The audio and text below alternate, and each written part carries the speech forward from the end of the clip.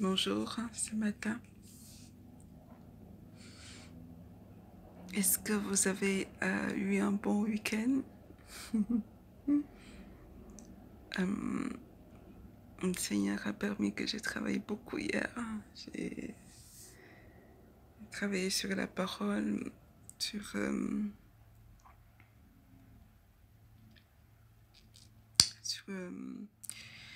comment vous transmettre ça. Je travaille sur... je prépare plein de sujets par jour pour aider les gens, aider la mentalité des gens à changer. Donc, c'est un programme de tous les jours que je fais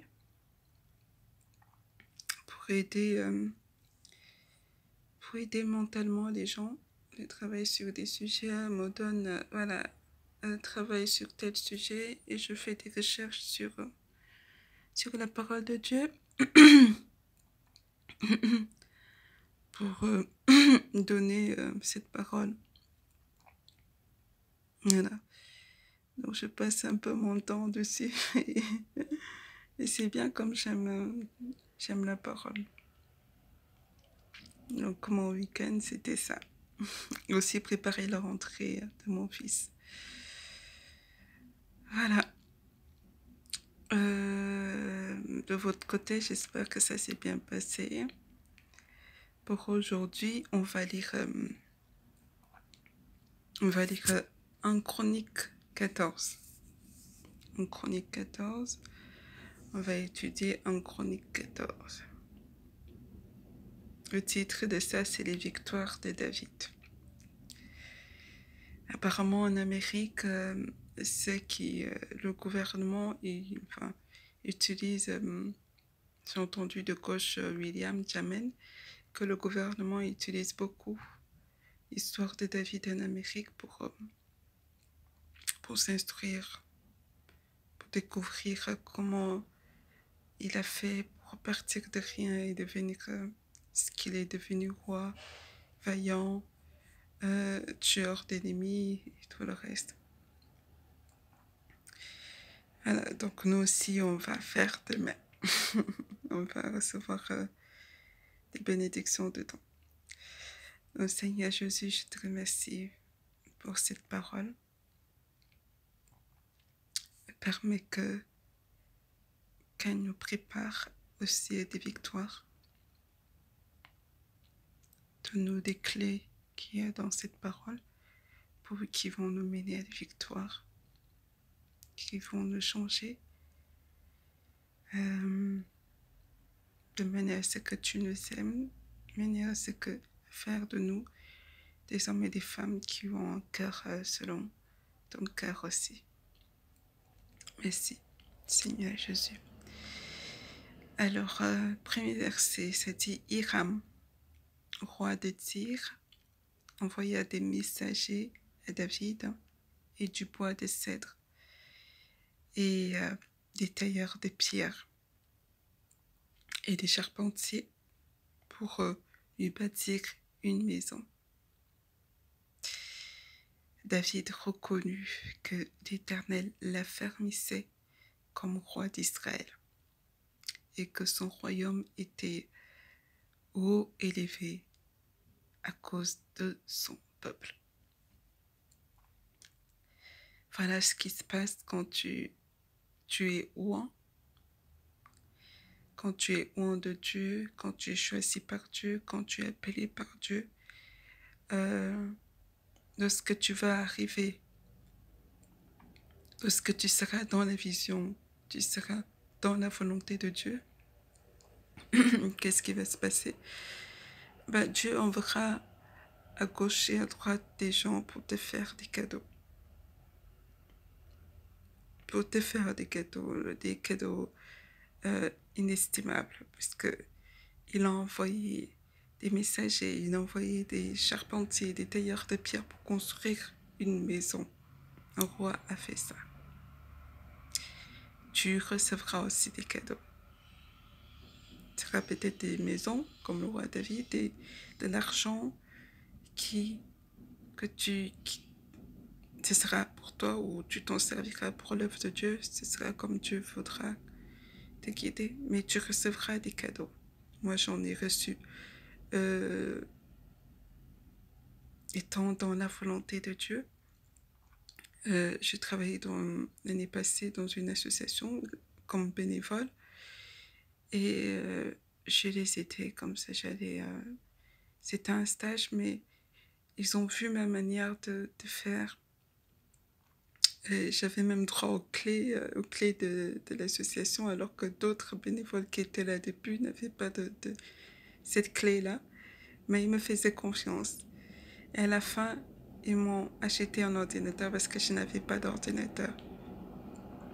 Voilà ce que Dieu fait. Quand tu es dans la volonté de Dieu, Dieu te donnera exactement et comblera tes besoins à travers telle ou telle personne, à travers telle ou telle entreprise. Tes besoins seront comblés quand tu es dans la volonté de Dieu. Il le fera. Le roi David a reçu tout ce qu'il fallait pour avoir un logement. C'est un roi qui, je pense que ce roi-là aimait le roi David et appréciait ce qu'il faisait. Pas comme d'autres, lui, il appréciait. Donc, il a montré son amour avec tout ce qu'il lui a envoyé.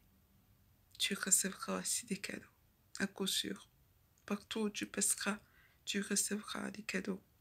Si tu es dans la volonté de Dieu, et quand tu seras vraiment dans sa volonté parfaite, dans le rêve qu'il t'a montré, dans le plan, la manière que tu recevras des dons, tu recevras des miracles, tu recevras des signes, qui t'affirment ce qui t'est dit. Dieu est vraiment là, Dieu a tout planifié, est avec moi, il a planifié. Et Dieu est un grand créateur. Il s'est organisé tout ce qui se passe dans ta vie lorsque tu es appelé par lui. Chaque jour est planifié par lui. Chaque jour, chaque événement, il est au contrôle. Voilà. Ensuite, le verset 3 dit, David prit encore des femmes à Jérusalem. Et il engendra encore des fils et des filles. Voici les noms de ceux qui lui naquirent à Jérusalem. Donc il y a Shamuya, Shobab. Ensuite il y a Nathan, Salomon, il y a Jibar, il y a Elishua, il y a Elphéleph, il y a Noka, il y a Néphek, il y a Japhia, il y a Elishama, il y a Béliada et Eliphéleph. J'espère que je prononce bien. Sinon, pardonnez-moi. Alors, c'était la faiblesse du roi David. Et les faiblesses, c'est pas bien dans la vie de quelqu'un. Je parle à ceux qui ont beaucoup de femmes. Et même dans certains pays comme le Congo où c'est légal d'avoir beaucoup de femmes. Dans mon pays, le Cameroun, à l'époque où j'étais là-bas, il y avait un homme qui avait plus de 50 femmes, de jolies femmes. C'était un mystère. Mais il faut savoir un truc, qu'il y a beaucoup de souffrances qui naissent entre ces femmes-là. Beaucoup de souffrances, beaucoup de rivalités, beaucoup de guerres, beaucoup. Les enfants en souffrent énormément. Le roi David, il a pris beaucoup de femmes, il avait eu beaucoup d'enfants, et c'était la guerre au sein de sa famille. Mon père a eu beaucoup de femmes, il a eu beaucoup d'enfants. Et je vous dis, c'est la guerre dans la famille. Il est parti en 2014. Il nous a, quand il est parti, Dieu m'a dit de ne pas bouger parce que c'était la mort qui nous attendait là-bas. Et j'ai dit ça à ma famille. Parce qu'il me préparait avant que mon père meure. Il me faisait déjà comprendre que voilà, son départ, c'est pour bientôt. Et il m'avait dit, ne pars pas. Laisse tes morts enterrer les morts. Cette parole, pour moi, il m'a fait comprendre cette parole en plusieurs sens. Dans le sens que laisse ton père, il est parti, suis-moi et fais ma volonté. Aussi dans le sens qu'il y avait vraiment la mort qui nous attendait là-bas. Donc j'ai pris cette nouvelle. C'est quand vous avez beaucoup de femmes, beaucoup d'enfants, c'est la mort, c'est les divisions. Donc s'il vous plaît, arrêtez cela. Peut-être pour l'instant vous avez du plaisir, hein, plaisir, satisfaire la chair. Mais c'est la souffrance. C'est la souffrance qui va venir plus tard ou peut-être que c'est déjà le cas. Donc, vous pouvez arrêter maintenant. Donc, quand il est mort, Dieu m'a fait toutes ces révélations. Et j'en ai parlé à mes petits frères, à mes frères et ça. Dit, voilà, Dieu dit, il y a la mort qui est là-bas. J'en ai parlé aussi à ma mère. Mais ma mère pour elle, c'était impossible que Dieu puisse m'utiliser. Et donc, c'était la persécution entre elle et moi. Donc, elle ne croyait pas. Elle ne croyait pas comment Dieu ne peut pas m'utiliser. Dieu ne peut pas m'avoir dit ça. Dieu. Et Dieu vraiment était dans... Il me montrait pas à pas, il me disait pas à pas ce qui allait se passer là-bas. Il me dit, ma mère allait se retrouver en prison là-bas. Il me montrait tout cela à travers sa porte. Il dit, ma mère va se retrouver en prison.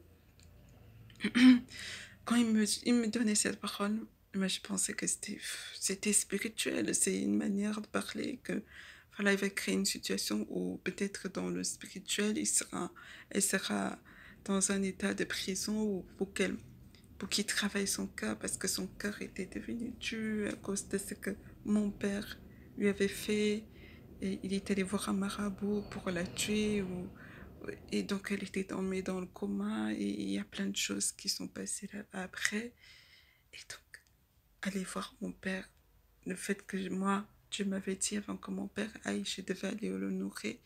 Donc à chaque fois que, comme elle habitait avec moi, à chaque fois que je sortais pour aller voir mon père, c'était la guerre ne va pas.